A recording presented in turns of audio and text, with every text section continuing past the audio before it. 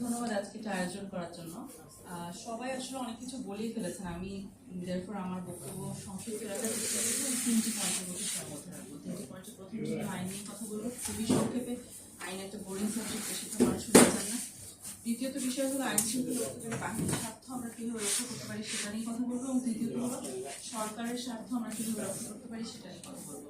কেন আমি এই দুটো স্বার্থের কথা বলছি এবং ভুক্তভোগীদের স্বার্থের কথা বলছি না, যদিও হুমায়ুন ভাই এখানে কথা বলার পরে বা অন্য আকার কথা বলার পরে এটা নিশ্চয়ই অসঙ্গতি হিসেবে প্রতীয়মান হয়।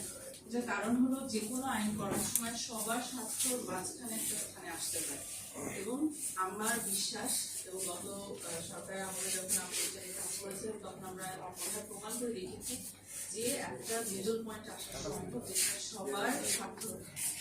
প্রথমে আমি আইনটা বলব, যখন আমি এনএচআর থেকে জয়েন করলাম তখন আমাদের কাছে অনেক ফাইল আনা হলো যেগুলো আনরিজলভ করেছিল। তার মধ্যে কিছু ফাইল ছিল, বেশ কিছু ফাইল ছিল যেগুলো 10-15 বছর আগে ফাইল কিন্তু এখনো পড়ে আছে।